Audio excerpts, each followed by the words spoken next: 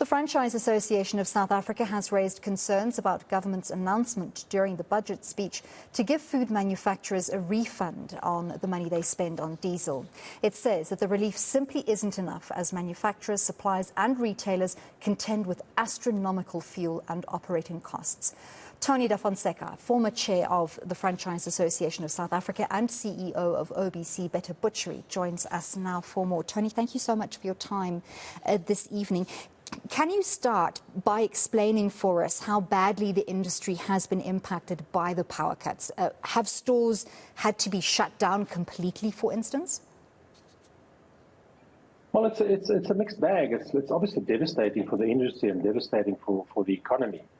Obviously, any marginal business that was already struggling prior to the stage sixes and that we're experiencing are obviously at risk. So yes, sadly, we've seen some of the smaller businesses that were already battling having to close.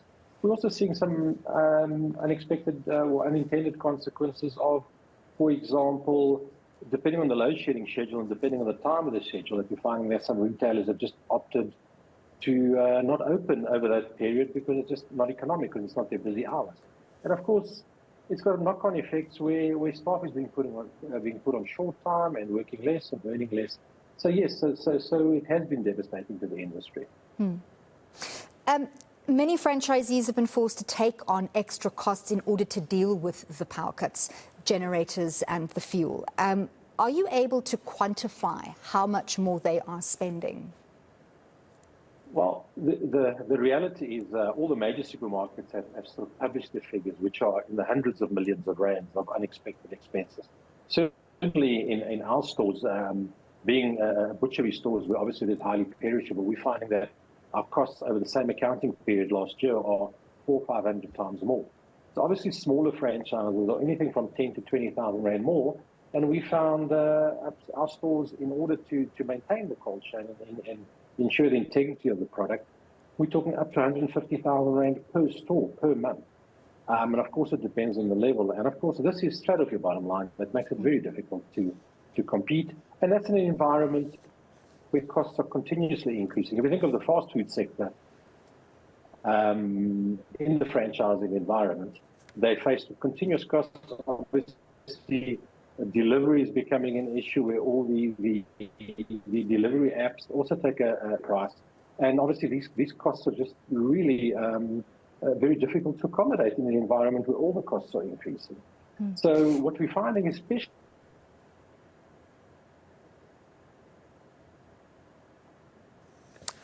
unfortunately, it looks like we have lost Tony Fonseca, former chair of... let's see. Tony, are you back with us? Yes, apologies. I think I got cut off there. No worries. We understand that technology is not always on our side. Please do continue. True. I was just saying, obviously in a franchise environment, not to say that obviously these costs are not devastating on the larger corporate-owned and chains, but certainly in the franchising environment, in an environment where franchising is a perfect way of putting people into business for themselves. And of course, we're talking about individual businesses that simply don't have the benefit of having multiple stores or chains that, although you might be taking a loss on one store, you can accommodate by possibly better profits on the other stores. In an environment where it's franchise, it's people that just got into their own business, possibly put their life savings into the business. They simply do not have alternative income to carry them through these times. So in an environment where we really want to encourage entrepreneurship and we want to use the industry to increase employment, we're finding that it's exceptionally difficult to continue that because, as I say, the ownership structure of the franchise associations, individuals in businesses that simply don't have the means to be able to carry as the larger chains would. And of course, I'm not for a minute discounting the impact on the larger chains, of course. So that buffer simply isn't there. And we know the Franchise Association says that the government's recent move to give food manufacturers a refund on their diesel spend simply isn't enough. What more should the government be doing? Well, the reality is giving food manufacturers the relief that's well-deserved, and we're certainly not complaining about it. The reason it hasn't gone far enough is food is manufactured, it has to be stored somewhere. So we're finding that our distribution centres don't get the benefit, and we're storing that food And we have to maintain a cold chain. Otherwise, it's got a devastating effect, obviously, on the cold chain. And we're finding in our stores that we're starting to get more increased losses because of the cold chain breaks. So it's all it's great that the food manufacturers are getting it, although the procedure seems to be so complex. There's so much confusion at the moment on how exactly to apply, how you benefit from this. But the reality is the cold chain doesn't end at food manufacturers. It starts at food manufacturers. So not only through our distribution centers, but certainly from the retail stores, we're finding that at the coalface, the costs are increasing exponentially, not only in setup, but certainly with extra expenses of maintaining that cold chain. So any business, quite frankly, that has to have taken on the increased cost just to preserve the integrity of food. And if we don't do this, then obviously food safety becomes an issue. So any business that needs to have that extra fuel to just maintain, that should be accommodated as well, because this is none of our fault. This is none of our doing. And we really want to work hard to add to the economy, but we need the assistance. Otherwise, it's just going to be absolutely devastating.